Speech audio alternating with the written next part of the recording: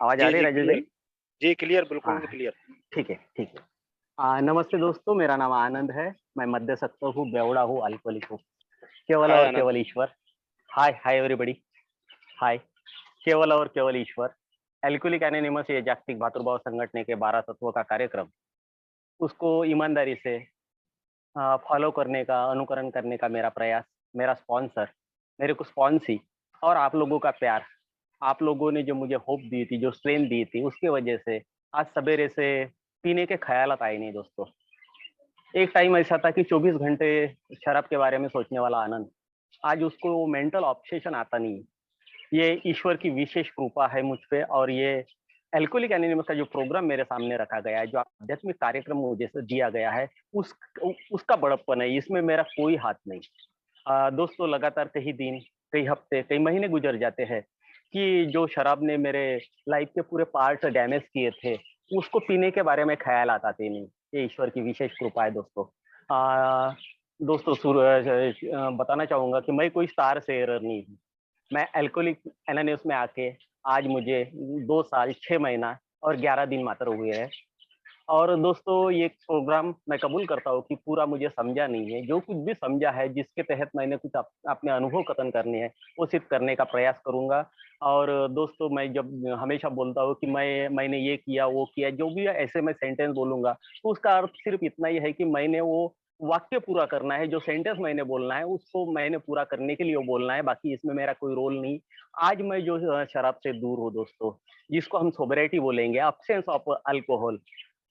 उसके बाद में जो सेरेनिटी या सैनिटी मुझे आती है, साउंडनेस ऑफ माय माइंड और then serenity, soundness of my soul. तो ये सब ये प्रोग्राम की देन है। इसमें मेरा कोई रोल नहीं है। ईश्वर की विशेष कृपा है कि जब से आपके साथ जुड़ा हूँ, उस दिन से लेके आज तक के वो शराब पीने के जो गंदे ख़यालात मुझे आते थे, वो आते नहीं हैं। तो दोस्तों, आज का जो विषय मुझे दिया गया है, वो है थ्री पर्टिनेंट आइडियाज़।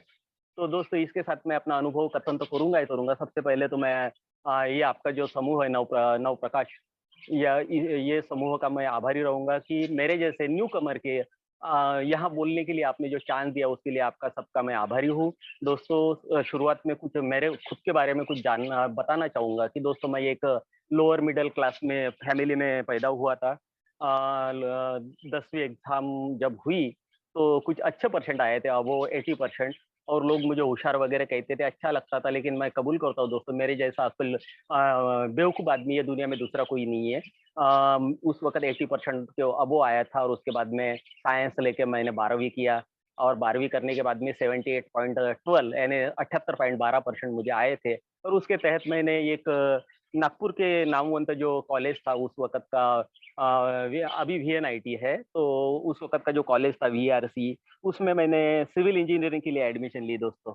और वो वहाँ जीते-जीते या वहाँ कॉलेज में जो मेरे साथ में जो हो रहा था या जो मेरे दोस्त थे, कलीग थे, तो वो उस वक़्त भी शराब पी रहे थे। लेकिन दोस्तों उस वक़्त मैं नहीं पी पाया क्योंकि मुझे एहसास था कि मैं एक लोअर मिडल क्लास फैमिली से हूँ और ये चीज़ें मुझे अच्छे नहीं, अगर मैं आज से पीना चालू करूँगा, मेरे सामने वो दोस्त जब पीते थे, तो वो थोड़ी-सी वो उसके बारे में ऑब्सेशन या जिज्ञासा मेरे में जागरूक होती थी। मैं सोचता था कि साला मैं क्यों नहीं ट्राई कर सकता? लेकिन मेरी उस वक़्त की जो परिस्थिति थी, जो मेरी आर्थिक जो हालत थी उसके वजह से या कुछ संस्कार अच्छे थे फैमिली के। अकेला लड़का था और पिताजी की बहुत मुझसे उम्मीद थी और उसी कारण दोस्तों मैंने पी नहीं पाया। लेकिन जैसे मैंने वो मेरी डिग्री खत्म की और 4-5 महीने बाद मुझे जब नौकरी मिली, तो एक म्युनिसिपल कॉर्पोरेशन में मैं जूनियर इंजीनियर करके जॉब करने लगा और दोस्तों जो पहला पेमेंट मुझे मिला था और कुछ दोस्त भी बोल रहे थे कि अरे आनंद, तूने तो बहुत अचीव कर लिया और वो सब। मुझे भी अंदरूनी ऐसा ही लगता था कि मैंने कुछ हासिल किया। मैं अभी मेरे ज़िंदगी के प्रति जो मेरी आकांक्षाएँ थी वो जागरूक होने लगी कि मैं अभी बहुत कमाऊँगा, बहुत कुछ जो लोगों की तरफ आप लोगों के पास जो है या उस वक़्त लोगों के पास मुझे जो दिखता था वो गाड़ी, घोड़ा, बंगला, ये वो सब करने की मुझ में आई थी और उस वक़्त दोस्तों मैंने वो सेलिब्रेट करने के लिए कि मैंने कुछ हासिल किया। दोस्तों आधी बियर पिया था, वो 1992 का टाइम था दोस्तों और सबसे पहले बार उस वक़्त किया था।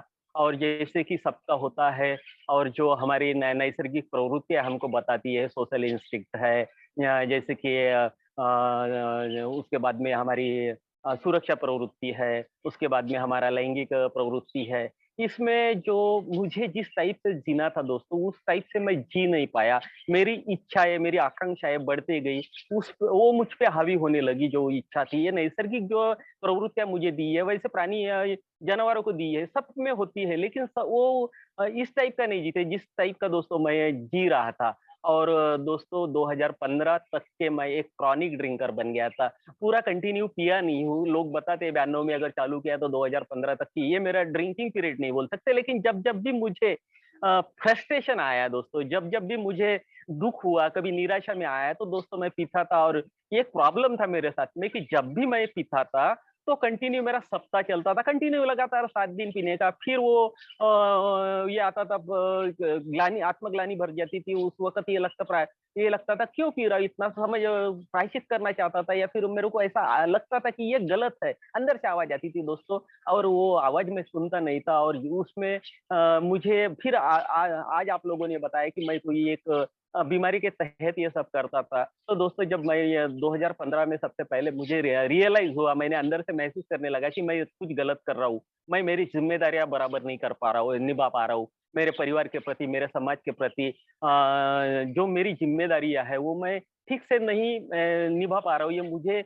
लग रहा था। और उस वक़्त सबसे पहले दोस्तों मैंने एक जो मुझे बताया गया था, जो मुझे सॉल्यूशन बताया गया था कि ये मेडिटेशन कैंप जो होते हैं, जिसको हम ध्यान साधना शिविर बोलते हैं, तो उसमें जाके ये जो मेरा प्रॉब्लम है शराब बढ़ने का या फिर उस पे कंट्रोल न रखने का, उससे कुछ निजात पा सकती है, ऐसा एक दोस्त ने बोला था।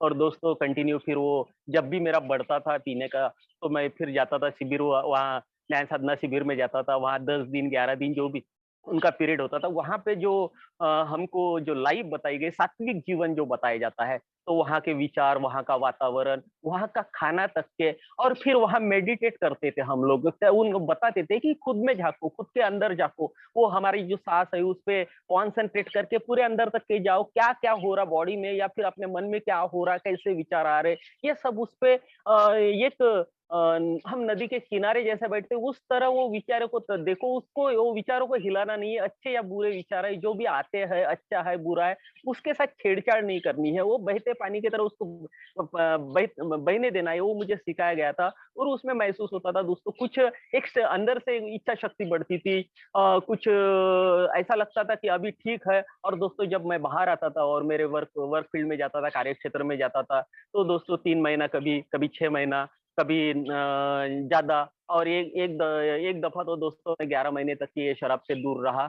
और जब भी मैं जैसे कि टेक्निकल फील्ड में काम करता हूँ, मेरे साथ कॉन्ट्रैक्टर होते हैं, कुछ ऑफिसर होते हैं, इनके साथ में मुझे वो पार्टी वगैरह सब करना पड़ता है। Officially it was for my self, यानी मेरा कुछ स्वार्थ था उसमें कि वो काम करने के बाद में और उनको पार्टी देने के बाद मेरी कुछ आर्थिक प्रगति या आर्थिक मुझे ये मिलता था, कुछ गेन होता था, और उसकी वजह से वो करता था। और दोस्तों वो ऐसा लगता था कि ये पैसे तो मेरे ही खर्चे हो रहे हैं, फिर क्यों ना एक पैग मैं पी लूँ। तो दोस्तों जब वो एक पैग मैं पीता था, तो फिर वो मेरे मुँह को जब लगती थी दोस्तों, तो फिर मैं रुक नहीं पाता था। और फिर कंटिन्यू वो 7 दिन फिर वही परेशान हो गया दोस्तों। और फिर एक मेडिटेशन कैंप से आया था। और 10 अक्टूबर 2018 को मेरे एक दोस्त ने बताया कि अल्कोहलिक एनोनिमस नाम की एक संस्था है, जो मेरे जैसे लोगों के लिए काम करती है। वो मेरे दोस्त एक डिप्टी इंजीनियर है अच्छा ऑफिस में, उन्होंने बताया था, उन्होंने भी कभी ये इसका फ़ायदा लिया था। और अभी वो हमारे मीटिंग में नहीं आते, वो उनका पर्सनल ये है, उसमें अपन कुछ नहीं बोल सकते। तो उन्होंने मुझे बताया था। तो दोस्तों 10 अक्टूबर 2018 को पहली मीटिंग की मैंने, वहाँ बीवी साथ में थी, और ये क्यूरियोसिटी थी कि ये क्या है देखते जाके, शराब रुकेगी, नहीं रुकेगी, ये उस वक़्त ऐसा मुझे नहीं लगता था, लेकिन चलो जाके देखते। सब कुछ कर रहे हैं तो ये करने में क्या हर्ज है? तो ये सोचते मैंने मीटिंग में गया। और दोस्तों वहाँ जो आप लोगों ने मुझे प्यार दिया, जो मेरी भावनाएँ जो थी, या फिर जैसा मैं निराश हुआ था या फिर रुक नहीं पा रहा था, तो आप लोगों ने वो मेरे में वो स्ट्रेंथ जगाई कि तेरे साथ भी आनंद अच्छा हो सकता है। जो हम लोग अनुभव कर रहे हैं, जो हम लोग एक्सपीरियंस कर रहे हैं हमारे लाइफ के साथ में, कोई 10 साल सोबर था, कोई 4 साल सोबर था, कोई 7 साल सोबर था। ये सब देखा-देखी दोस्तों मैंने वो एक होप मेरे दिल में भी जागृत हुई। और दोस्तों मैंने लगातार मीटिंग को जाना शुरुआत किया। लेकिन एक एक मेरे इसमें मेरा जो डिफेक्ट बोलेंगे, मैं डिनायल किस्म का आदमी था, या डिनायल पार्ट मेरे लाइफ में काम करता था उस वक़्त। तो मैं सोचता था कि मेरी बीवी छोड़ के नहीं गई, मेरी कोई आर्थिक हानि नहीं हुई, म ये वो नहीं हुआ, वो नहीं हुआ, सब ऐसा कंपेयर करता था बाकी लोगों के साथ में। तो मुझे ये एहसास अंदर से होता था कि मैं ये बाकी भाई जैसा नहीं हूँ। लेकिन दोस्तों, जब एक दोस्त ने मुझे बताया कि आनंद, अगर तू पढ़ सकता है, तुझे लिखना पढ़ना आता है, तो तू हमारा ये लिटरेचर क्यों नहीं पढ़ता? और दोस्तों पे जब वो नीले कलर का अल्कोहलिक एनोनिमस जिस पे लिखा था, वो किताब हाथ में लिया, और मैं मराठी मेरा मदर टंग है, तो मराठी में जब वो किताब लिया, तो उसमें पेज नंबर 39 पे मेरे लिए एक वाक्य बिल डब्ल्यू साहब ने लिखा है। उसने ये लिखा है कि पूरे प्रामाणिकता से या पूरे प्रयास से, अगर मैं चाहते हुए भी अपने पीने का प्रमाण और उसकी टाइमिंग, क्वांटिटी एंड टाइमिंग, उस पे अगर मैं कंट्रोल नहीं कर पाता हूँ, तो मैं एक प्रोबेबली या संभावित मद्यपी हूँ। बिल डब्ल्यू साहब ने मेरे लिए लिखा गया वाक्य। और दोस्तों, जब वो सेंटेंस मैंने गौर से देखा, तो ये महसूस हुआ कि हाँ यार आनंद, तू ये अब जब पीता है, तो तेरे को 90 से नहीं होता, तेरे को फिर 180 चाहिए, 180 के बाद में भी चाहिए। तू कभी शाम को पीता है, कभी कभी सवेरे पी लेता है, फिर दोपहर को भी पीता है, फिर शाम को भी पीता है, और फिर कंटिन्यू पीता है। तब तक ये पीता है जब तक कि तू बेहोश न हो जाए, जब तक कि तू ब्लैकआउट में नहीं चले जाए। कल रात को क्या किया, ये सवेरे तुझे याद नहीं पड़ रहा। ये सब स्टेजेस मैं महसूस किया। और मेरा एक दोस्त बहुत अच्छा वाक्य मुझे एक सेंटेंस बताता है दोस्तों, Anand, don't read big book, let big book read you. वो ये कहना चाहते हैं कि आनंद, तू लिटरेचर पढ़ने की कोशिश मत कर, वो लिटरेचर को तेरे को पढ़ने दे। और दोस्तों, ये सेंटेंस जो था, इसने मुझे मेरी पहचान बताई, मेरा आइडेंटिफिकेशन मिल गया कि मैं भी बाकी भाइयों जैसा, मेरे ग्रुप के जो भाई थे उनके जैसा शराबी हूँ। और दोस्तों, ये रियलाइज हुआ अंदर से, that was the from bottom of heart. वो मुझे अंदर से आया था कि मैं भी बेवड़ा हूँ, और बेवड़ा हूँ। और आप लोग मुझे बता रहे हैं कि मैं ये कोई डिसीज में आ रहा हूँ, मेरे को फिजिकल एलर्जी है, मुझ में मेंटल ऑब्सेशन है, मुझ में स्पिरिचुअल बैंकरप्सी हुआ है, स्पिरिचुअल मेलोडी हो गया, आप लोग सब मुझे बता रहे हैं। तो दोस्तों, अगर मैं बीमार हूँ, तो मैं इलाज कब कराऊंगा?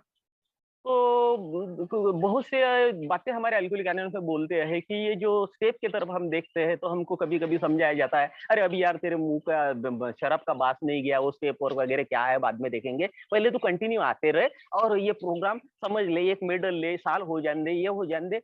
तो दोस्तों, मैंने ये महसूस किया कि मैं अगर बीमार हूँ, आप लोग मुझे बीमार बोलते हैं, ऐसे बताते हैं, तो मैं इलाज आज क्यों ना करूं? और दोस्तों, तीसरे महीने से मैंने स्पॉन्सर लिया, जो कि मेरे लिए बहुत अच्छी बात थी। और स्पॉन्सर लेने के बाद में सही प्रोग्राम क्या है, सही चीज क्या है, अल्कोहलिक एनोनिमस मुझे क्या बताना चाहती है, वो उसको मैं गौर से देखने लगा। और मुझे स्पॉन्सर बोलने लगा कि आनंद, ये जो लाइफ है तेरी वाली, ये जो तेरी जिंदगी है ना, ये तू उसको जान, पहले तू समझ ले कि प्रॉब्लम कहाँ है। ये शराब तेरा प्रॉब्लम है कि और क्या प्रॉब्लम है, ये और ये समझने के लिए दोस्तों, उन्होंने मुझे जो स्टेप वर्क बताया, उसमें मेरे को पहली स्टेप बताई गई कि I am powerless over the alcohol.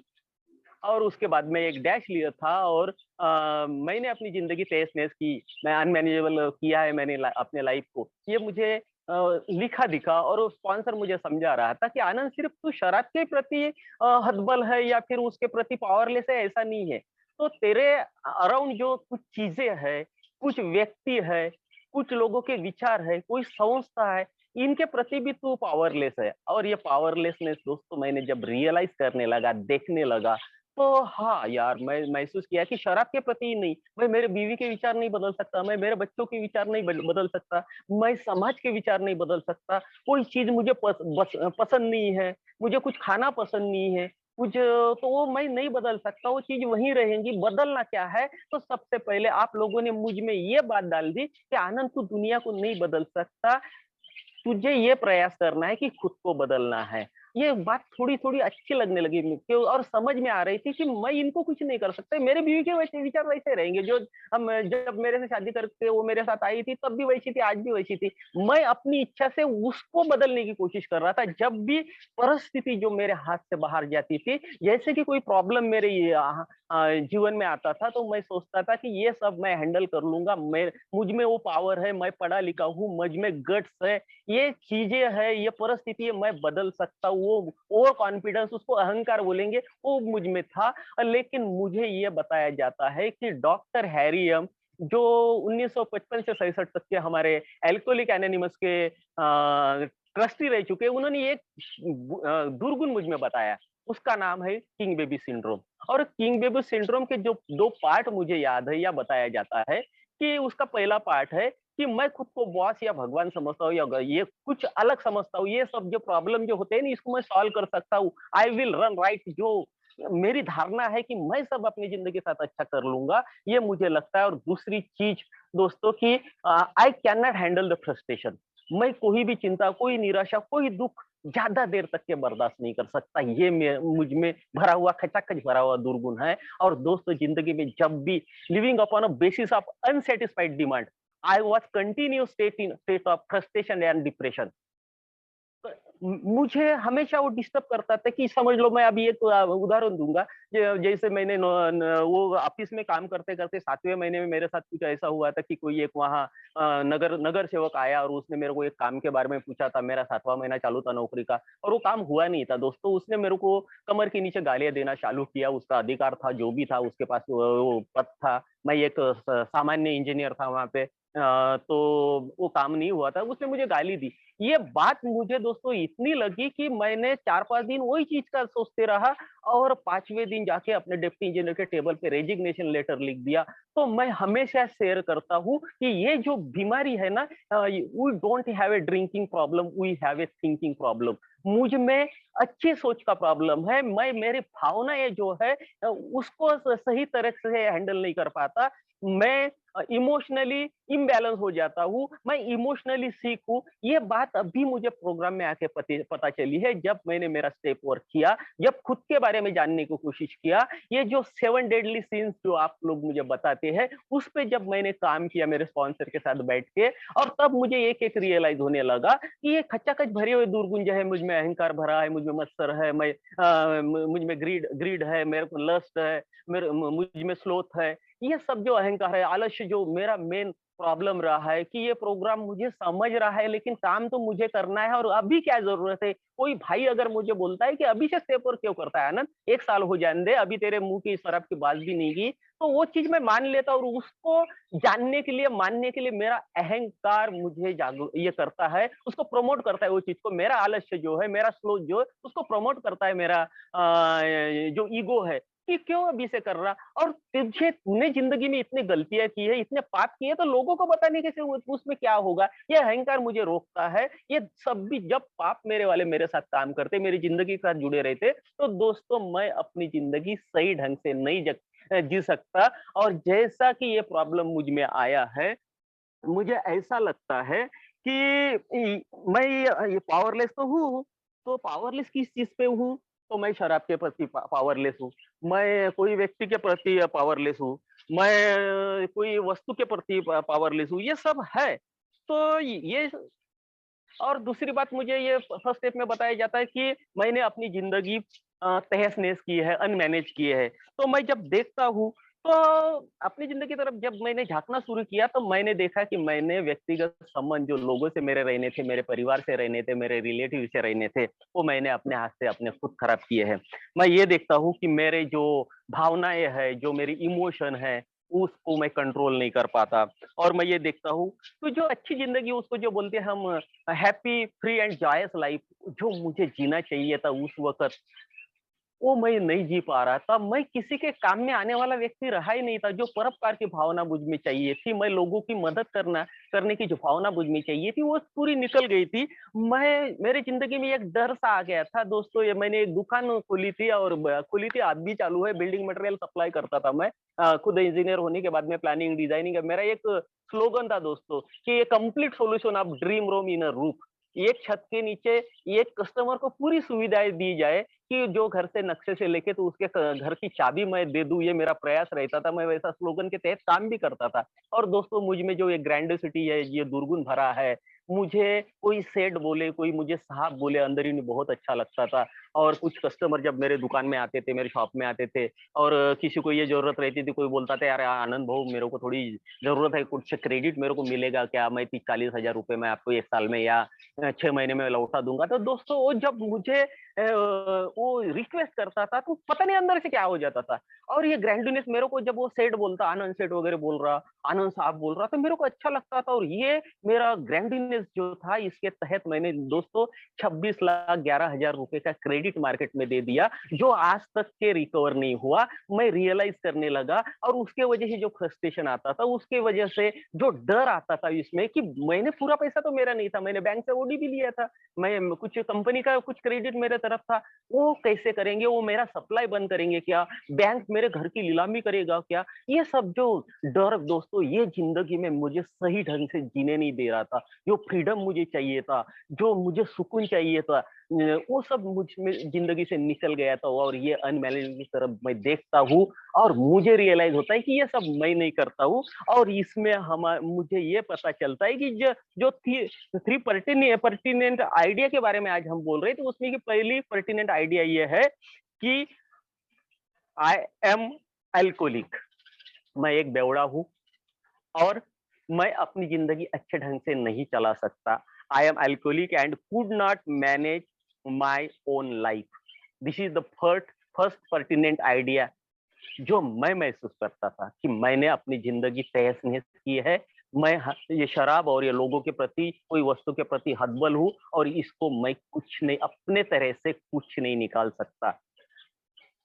और जैसे दोस्तों मैंने आया, ये प्रोग्राम देखने लगा, इसके तरफ देखने लगा, और जैसा मुझे 3 महीने हो गए, 4 महीने हो गए, स्पॉन्सर साथ में था, तो महसूस करने लगा दोस्तों कि 24 आवर शराब के विचार आने वाला आनंद, अभी वो पीने के बारे में सोच नहीं रहा, कंटिन्यू फेलोशिप में रहता था, स्पॉन्सर लिया था, ओल्ड टाइमर से मिलता था, ये कुछ अच्छे दोस्त बना लिए थे, आप जैसे अल्कोहलिक एनोनिमस में, जिनसे मैं मेरी हर प्रॉब्लम, हर बात शेयर करता था। इसकी वजह से दोस्तों मुझे ये लग रहा था कि मैं दारू से दूर हो रहा हूँ, एक-एक दिन के आधार पर मैं दूर हो रहा था दोस्तों। उसके लिए मैंने पूरा फार्मूला जो आप मुझे जो टिप्स दिए थे, मैकेनिज्म एंड ट्रिक्स आपने छोटे-छोटे मुझे जो बताए थे, मुझे आपने हाउ के फार्मूले के बताया था, तो आपने मुझे ईमानदारी बताई थी, पूरी ईमानदारी। उसके बाद में खुला मन बोला था, और या आपने बोला था खुला मन बोला था, और उसके बाद में ओपन माइंड, खुला मन, और विलिंगनेस जो आपने मुझे बताई थी, इच्छा शक्ति के बारे में जो बोला था, इसके तहत मैं एक-एक दिन के आधार पर शराब से दूर हो रहा था।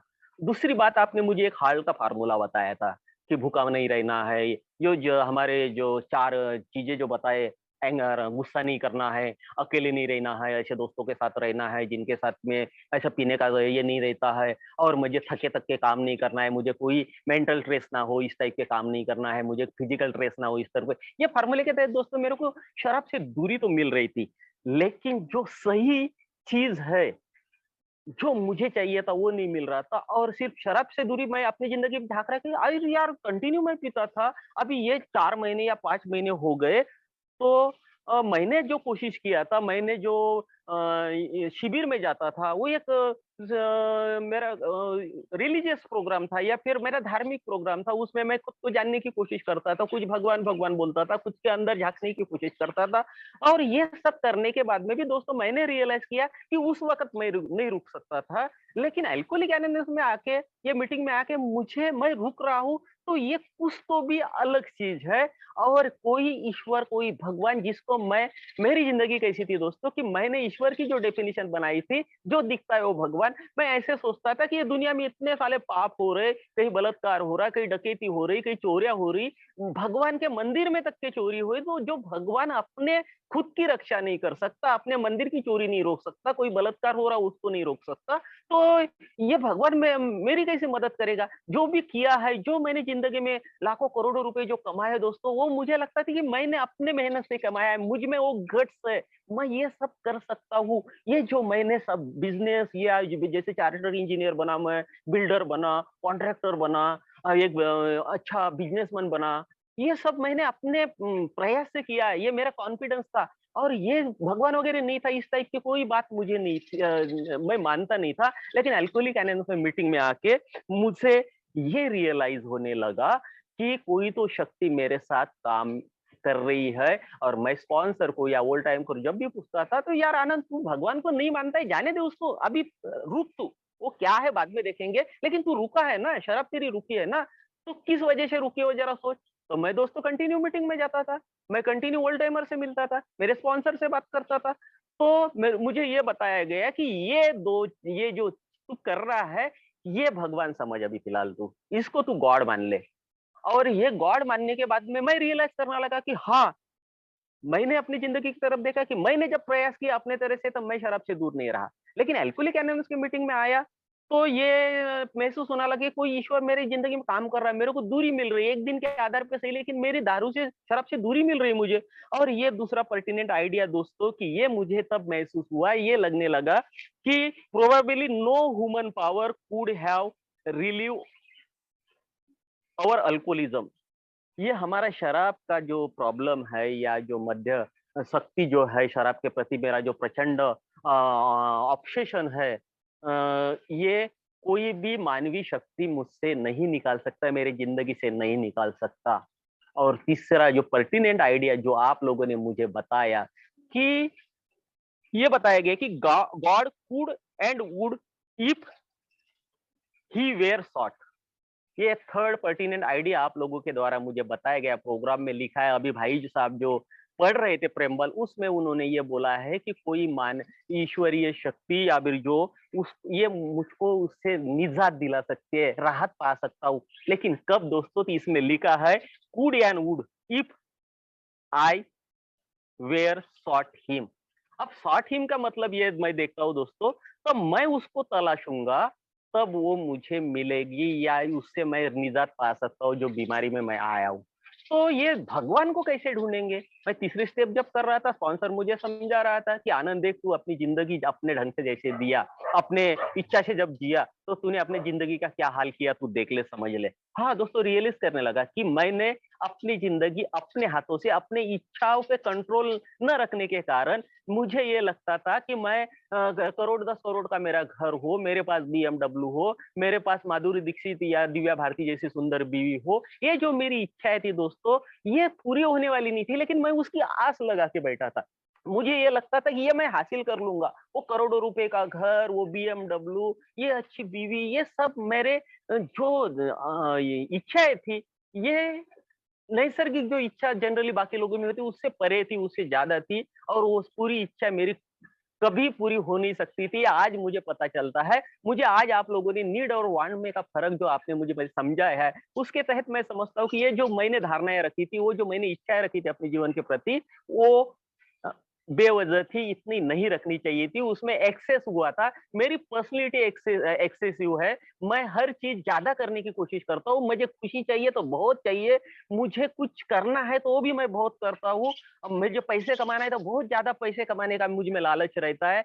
और ये सब भी दुर्गुण है दोस्तों, इसके वजह से मैंने वो जो चीज है, जो मैंने अपनी जिंदगी तहस नहस की है। और मुझे आप लोग ये कहते हैं कि अगर आनंद तूने भगवान को ढूंढा, भगवान को समझा, भगवान को अपने जिंदगी में काम करने दिया, made a decision to turn our will and life toward the God of our understanding. आप लोग जब मुझे ये बताते हैं दोस्तों, तब मैं समझ में आता हूँ कि मेरा जीवन और मेरी इच्छा जब वो ईश्वर के प्रति मोड़ने के मैं निर्णय करूंगा, मैं डिसीजन करूंगा, लेकिन काम मुझे ही करना है।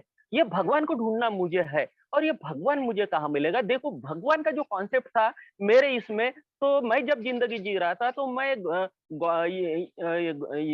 उसका डेफिनेशन क्या था उस वक्त? तो मैंने इजिंग गॉड आउटसाइड, मेरे जिंदगी के बाहर कर दिया था उसको। मेरे ईगो के तहत मैंने वो भगवान जो कभी था मेरे जिंदगी में काम कर रहा था, उसको मैंने अपनी जिंदगी से बाहर कर दिया था। लेकिन ये प्रोग्राम में आने की वजह से, ये आप लोग मुझे बताते हैं कि रिजेलमेंट और ये जो ईगो है, ये मेरे लिए कितना, मेरे जैसे बेवड़े के लिए कितना हानिकारक है। Resentment is the number one offender of our life, ये जो आप लोग मुझे बताते हैं। तो ये जब इसके तरफ देखता हूँ, तो मुझे महसूस होता है कि ये मैंने मेरे दुर्गुणों की वजह से, ये जो पाप खचाखच 7 पाप मेरे जिंदगी में भरे हैं, उसके तहत ही मैंने भगवान को मेरी जिंदगी से अलग किया था। और अगर मुझे यहाँ उसको ढूंढना है, तो मुझे क्या करना पड़ेगा? तो स्पॉन्सर बोलता है, लिटरेचर बोलता है, आप लोग मुझे समझाते हैं है कि fearless and searching inventory of your self.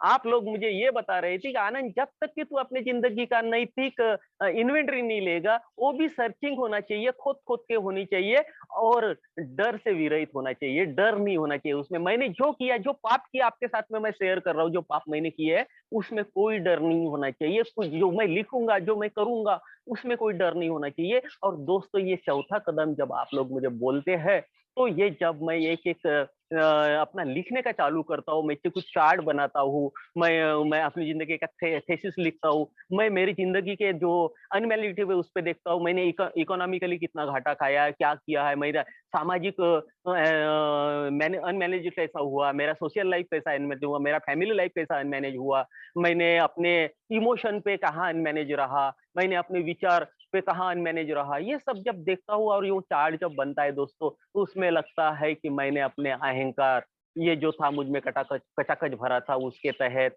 उसमें जो 7 पाप मुझ में भरे उसके तहत मैंने ज़िंदगी अपनी ये की थी। और ये प्रोग्राम मुझे बताता है दोस्तों, ये जो 4-5-6 का फ़ॉर्मूला जो ऑक्सफोर्ड ग्रुप में चलाया जाता था या उस वक़्त जो बोलते थे और वो डॉक्टर फ्रैंकलिन बुकमैन जो मुझे बताते हैं कि ये absolute honesty, absolute purity, absolute unselfishness और एब्सोल्यूट लव, ये 4 चीज़ों की तरफ जब देखता हूँ दोस्तों, तो ये एब्सोल्यूट प्योरिटी क्या है? तो आप मुझे मुझे ये समझाते हैं कि जब मैं चौथी स्टेप लूँगा, तो ये दुर्गुण जो मुझ में खचाखच भरे हैं, ये जो पाप मुझ में भरे, वो मैं अपने इससे सजगता से देख पाऊँगा उसकी तरफ, वो मुझे पता चलेंगे। वो जो गंदगी मैंने अपनी ज़िंदगी में फैलाई है और कोई गंदगी के जगह कोई भगवान रह ही नहीं सकता। मैंने मेरी आत्मा को इतना गंदा किया है, इतना गंदा कर चुका था कि वहाँ भगवान का वास हो ही नहीं सकता। तो मुझे ये बताया जा रहा था आप लोगों के द्वारा कि आनंद, जब तक कि तू अपनी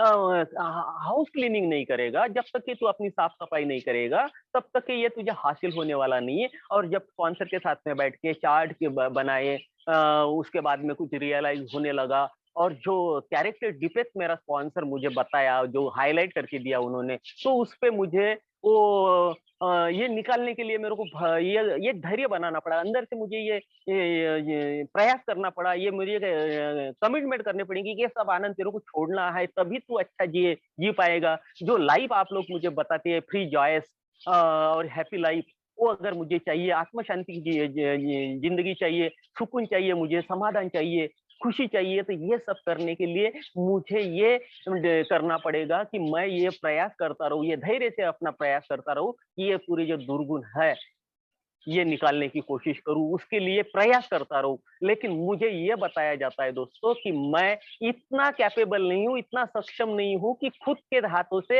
ये जो गंदगी मैंने अपनी ज़िंदगी में लगा के रखी है, वो अपने हाथों से साफ कर पाऊँगा।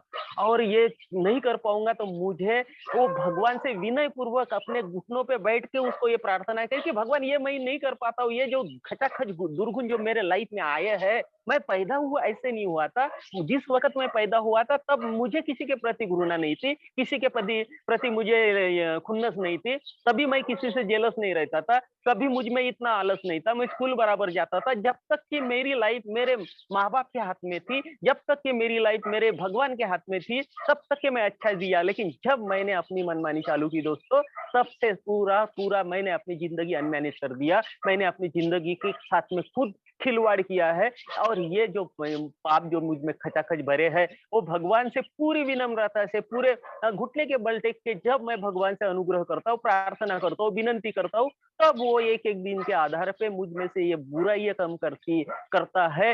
कुछ गलतियाँ मैंने की है, उसके अमेंड्स मुझे करने हैं, वो अमेंड जब करूँगा, क्षतिपूर्ति करूँगा, तो मुझे ज़िंदगी में कुछ अच्छा मिलेगा। और ये जो पाप मैंने किए हैं, वो हमेशा न करते हुए डेली स्पॉट इन्वेंटरी लूंगा तब, और मैं ध्यान करते रहूंगा, साधना करते रहूंगा। जो मेडिटेशन मैं पहले करता था, उसमें भगवान को कुछ माँगता था मैं। आज मुझे ये देखना है कि मैं लोगों के लिए क्या करता हूँ, तो मुझे सिर्फ़ सुकून माँगता हूँ। आज का दिन अच्छा जाने के लिए भगवान को माँगता हूँ। मेडिटेट इसलिए करता हूँ कि आज मेरा क्या गलत हो रहा, आज मेरे हाथ से कोई गलती ना हो, आज मैं मेरी ज़िंदगी अपनी इच्छाओं से नहीं चलाऊँ, भगवान तेरे इच्छा से चलाऊँ। और उस वक़्त मुझे वो सच्चा भगवान जिसको मैं भूल गया था, मेरी ज़िंदगी से आउट किया था, वो भगवान मुझे वहाँ मिलता है। और जब वो भगवान मेरे साथ में काम करता है, तब मैं उसको खोज निकालता हूँ अपने प्रयासों से, ईश्वर की उसकी मदद से। मेरे प्रयास तो रहेंगे ही रहेंगे, लेकिन जब तक कि उसकी इच्छा नहीं है, जब तक कि वो नहीं चाहता, तब तक के दोस्तों मैं अपने वो जो ये चाहिए वो नहीं मिल सकता मुझे। और ये उस वक़्त जब मैं देखता था, उस वक़्त जो गॉड मेरे इसमें आया था, जब मैं पीता था, तो दोस्तों जो एक लेटर लिखा गया था हमारे को-फाउंडर बीडब्ल्यू ने, जो डॉक्टर कार्ल गस्टर यूंग को लिखा गया था, उसमें जो रोनाल्ड हज़ार्ड का जो जिस तरह पीता था, उसके बारे में पूछा था कि इसका कैसा था मेंटल ऑब्सेशन। तो मुझे ये रियलाइज़ होता है जब मैं देखता हूँ, वो लेटर लिखा गया था दोस्तों 30 जनवरी 1961 को, और वो उसका जो वो बताया उन्होंने डॉक्टर कार्ल गस्टर युंग ने कि ये जो रोनाल्ड हज़ार्ड का जो ऑब्सेशन था कि it was lower level of spiritual thirst बोला गया। ये एक आध्यात्मिक ताकि एक एकदम निचला स्तर उस वक़्त वो मेरा दारू पीना, वो मेरे सब करने का अनमैनेजेबिलिटी, वो इंसैनिटी उस वक़्त वो भगवान से यूनिक हो गई थी। वो भगवान मेरी ज़िंदगी में उस तरह से काम कर रहा था, और मैंने ये शराब को ही भगवान माना था। वो शराब को मैं सब समझता था। उसके आगे मुझे कोई परिवार नहीं दिखता था, कोई समाज नहीं दिखता था, मुझ में की अच्छाई नहीं दिखती, कुछ नहीं दिख रहा, सिर्फ मेरे को शराब और शराब, और वो शराब ने मैं भगवान की जगह ली थी। और ये जब मैं देखता हूँ कि इसको आप जब वो मुझे इसके ये बताया कि स्पिरिट ऑफ कॉन्ट्रा स्पिरिटम जब बताया जाता है कि जहर जहर को काटता है, और जब तक कि मैं ये आध्यात्मिक कार्यक्रम जो आप लोग मुझे समझाने की कोशिश करते हैं, उस पे चलने की बात करते हैं, वो अपनी जिंदगी में लागू करने की बात करते हैं, उसको फॉलो करने की बात करते हैं, तो जब तक के ये स्पिरिचुअल प्रोग्राम 1 से लेके तो 12 स्टेप तक का जो प्रोग्राम है, वो जब तक ये दोस्तों मैं नहीं लूंगा, नहीं करूंगा, उस पे फॉलो करने का प्रयास नहीं करूंगा, ये प्रोग्राम मुझे बोला जाता है दोस्तों, ये भंकसबाजी का प्रोग्राम नहीं, इट इज नॉट थेरी। ये मैं बोल के नहीं कर सकता, ये इट इज अ प्रैक्टिकल। जब मैं इसको प्रैक्टिकली अपनी जिंदगी के साथ में अप्लाई करूंगा, उसको यूटिलाइज करूंगा, तब मुझ में वो जो सुकून चाहिए वो मिल सकता। आत्म शांति की बात करता है अल्कोहलिक एनोनिमस। सबसे बड़ा शब्द अल्कोहलिक एनोनिमस में जो लिखा गया है वो सेरेनिटी, और ये सेरेनिटी शब्द पे पूरा कार्यक्रम उसके बिहाइंड जपता है। जब भी मेरे सेरेनिटी थोड़ी भंग होती है, मुझ में आत्म शांति चली जाती है, तो मेरा आरआईडी फैक्टर चालू हो जाता है, मैं अंदर से अशांत हो जाता हूँ, मैं इमोशनली इम्बैलेंस हो जाता हूँ, मैं इमोशनल सीक व्यक्ति हूँ। और ये इमोशनल सीक व्यक्ति जब इमोशनली इम्बैलेंस होता है, आरआईडी फैक्टर जब जाता है, तो दोस्तों यकीन मानिए मैंने कभी मैं लस्सी पीने नहीं गया, मैंने थम्स अप नहीं पी। और दोस्तों जब मैंने अपनी जिंदगी will you mute the mic please. तो दोस्तों जब भी मैं ये देखता हूँ कि मैंने अपनी जिंदगी के तरफ जब ये मैंने देखता हूँ, तो जब भी मेरा ये सेरेनिटी जाती है, सेरेनिटी और मानसिक अस्वस्थता मुझ में आती है, तो दोस्तों सबसे पहले मैं क्या करता हूँ, तो मैं शराब पीने जाता हूँ। और ये देखा गया है कि आरआईडी फैक्टर मेरे लाइफ में बहुत ज्यादा काम करता है। तो ये सब करने के बाद में जब मुझे ये रियलाइज होता है कि जब तक कि मैं आध्यात्मिक प्रोग्राम नहीं जीऊंगा, आध्यात्मिक कार्यक्रम पे नहीं चलूंगा, तो मैं मुझे वो नहीं मिल पाएगा जो सुकून, जो फ्री हैप्पी और जॉयस लाइफ की हम कल्पना करते हैं, जिसके लिए हम लोग यहाँ आते हैं हर रोज। और सिर्फ हमारा ये काम ये नहीं कि हम लोग शराब से दूर रहे, हमारा काम ये नहीं है कि हम लोग सिर्फ शराब से दूर रहे, क्योंकि जो सही जिंदगी जीना है वो ऐसे तो जी नहीं जा सकती। सिर्फ शराब के बगैर दूर होके अच्छा सुकून वाला जिंदगी हम नहीं जी सकते। तो हम क्या कर सकते हैं कि ये प्रोग्राम जो आध्यात्मिक प्रोग्राम मुझे बताया जाता है, कि इस पे जब तक के मैं काम नहीं करूंगा, तब तक के वो सुकून मुझे नहीं मिल सकता। और उसके तहत ये जो मुझे करना है, तो जब मैं ये थोड़ा काम करता हूँ, one day at A time के तौर इस पे काम करता हूँ, तो ये 3 डायमेंशन मेरे लाइफ के जो है, मेरा फैमिली लाइफ है, जो मेरा प्रोफेशनल लाइफ है, जो मेरा सोशल लाइफ है, इसमें कुछ सुधार आता है। मेरे मुझ में शारीरिक सुधार आता है, मुझ में मानसिक सुधार आता है, मुझे भावनात्मक सुधार आता है। और दोस्तों जब सही मायने में ये स्पिरिचुअल प्रोग्राम पे मैं अप्लाई करता हूँ अपने लाइफ पे, वो जीने की कोशिश करता हूँ, तो पेज नंबर 8 बिग बुक में लिखा है कि 4 डायमेंशन ऑफ एग्जिस्टेंस, चौथा आयाम जिंदगी में काम करने लगता है, वो महसूस होने लगता है, वो हैप्पीनेस, वो सुकून, ये सब सब दोस्तों। और ये जब मैं 9वें स्टेप में आता हूँ, तो जो आप 12 जो प्रॉमिस आप लोग मुझे बोलते हैं, तो उसमें से सब के सब मुझे मिलना चालू हो जाता है। और ये इसलिए मुझे करना है कि वो सब जो प्रॉमिसेस अल्कोहलिक एनोनिमस मुझे देना चाहता है, वो उस वक़्त ही मुझे मिलेंगे जब मैं ये ईश्वर को खोजूँगा, ईश्वर को अपने अंदर खोजूँगा। और मुझे यहाँ बताया जाता है कि ईश माने आत्मा, और आत्मा का स्वर सुनने के प्रक्रिया में हमेशा रहना चाहिए। मेरा आत्मा जो कभी बहुत गंदा हो गया था, बहुत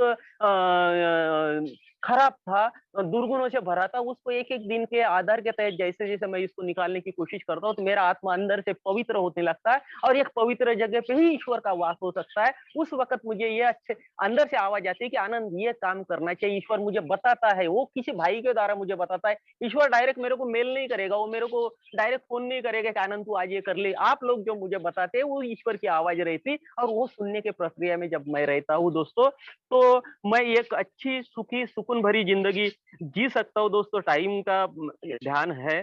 शायद मेरा टाइम हो गया, बोलना तो बहुत कुछ था और जब भी कभी टाइम मिलेगा और नेक्स्ट टाइम करेंगे तो मैं बहुत सा कुछ अपने विचार बोल पाऊँगा, अपनी भावनाएँ अपने ये रख पाऊँगा आपके सामने दोस्तों। ये समूह ने मुझे बोलने का मौका दिया, मेरे जैसे कमर को अपनी भावनाएँ व्यक्त करने का मौका दिया। ये समूह का मैं बहुत आभारी हूँ, आप लोगों ने बहुत शांति से मुझे सुना। थैंक यू दोस्तों।